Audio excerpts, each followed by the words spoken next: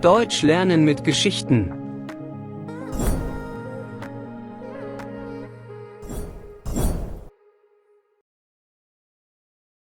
Hansel und Gretel. Hansel und Gretel lebten mit ihrem Vater und ihrer Stiefmutter in einem kleinen Haus. Das Haus stand am Rande eines großen Waldes. Ihr Vater war ein armer Holzfäller. Er liebte seine Kinder sehr, aber die Familie hatte oft nicht genug zu essen. Die Stiefmutter war eine harte Frau und dachte nur an sich selbst. Eines Abends, als die Kinder im Bett lagen, sprach sie mit dem Vater. Wir haben nicht genug Essen.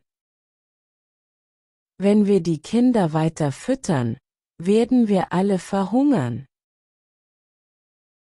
Wir müssen sie in den Wald bringen und dort lassen. Der Vater war erschrocken. Das kann ich nicht tun. Sie sind meine Kinder, sagte er. Doch die Frau blieb hart und redete so lange auf ihn ein, bis er zustimmte. Hansel und Gretel hatten alles gehört. Gretel begann zu weinen, aber Hansel sagte, Hab keine Angst. Ich habe eine Idee. Er schlich sich nach draußen und sammelte kleine weiße Steine. Diese versteckte er in seiner Tasche. Am nächsten Morgen nahm die Stiefmutter die Kinder mit in den Wald. Hansel ließ heimlich die weißen Steine auf den Boden fallen, um eine Spur zu legen. Als es dunkel wurde, ließen die Eltern die Kinder allein und gingen weg.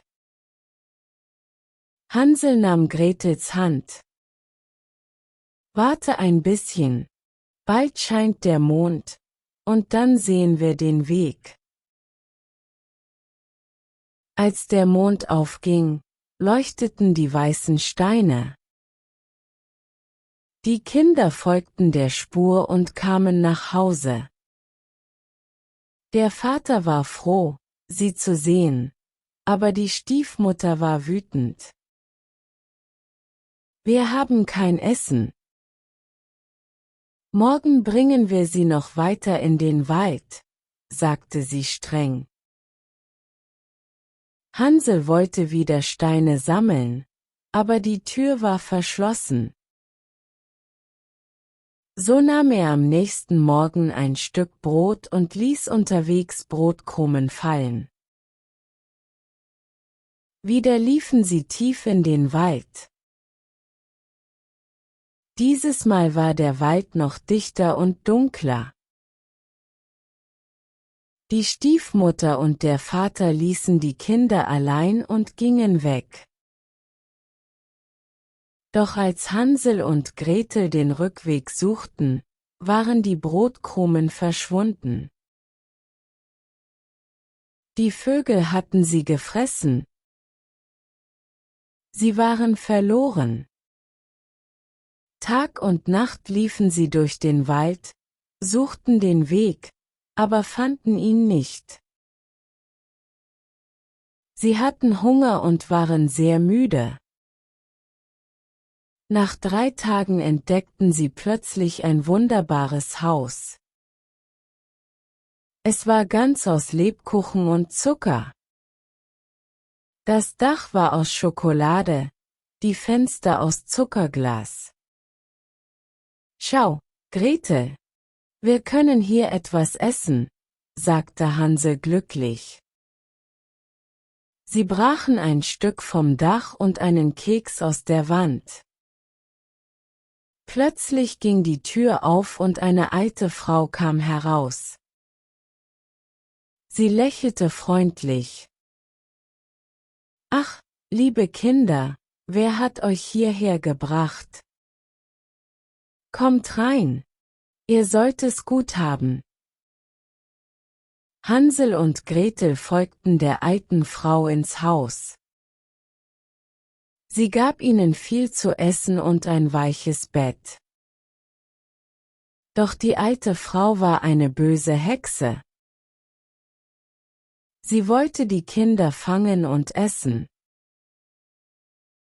Am nächsten Morgen sperrte sie Hansel in einen Käfig. Ich werde dich mästen, dann bist du fett genug zum Essen, sagte sie. Gretel musste für die Hexe arbeiten. Sie musste kochen, putzen und Holz holen.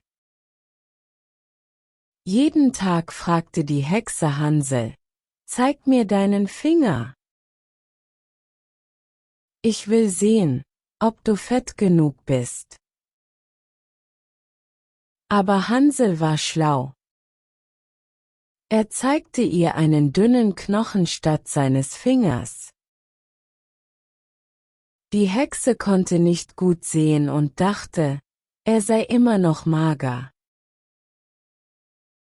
Nach 4 Wochen wurde sie ungeduldig. Ich werde ihn heute essen, egal ob er fett ist oder nicht, sagte sie. Sie befahl Gretel, den Ofen zu heizen. Gretel wusste, dass die Hexe böse war. Sie hatte Angst, aber dann hatte sie eine Idee. Ich weiß nicht, wie man den Ofen benutzt. Kannst du mir zeigen, ob er heiß genug ist? Fragte sie. Die Hexe beugte sich vor und schaute in den Ofen. In diesem Moment stieß Gretel sie mit aller Kraft hinein und schlug die Tür zu. Die Hexe schrie, aber es war zu spät. Sie verbrannte im Feuer. Gretel lief schnell zu Hansel und öffnete den Käfig. Wir sind frei, rief sie. Sie durchsuchten das Haus der Hexe und fanden Gold und Edelsteine. Sie nahmen so viel sie tragen konnten und machten sich auf den Weg. Nach ein paar Tagen fanden sie endlich den Weg nach Hause. Der Vater war überglücklich, seine Kinder wiederzusehen.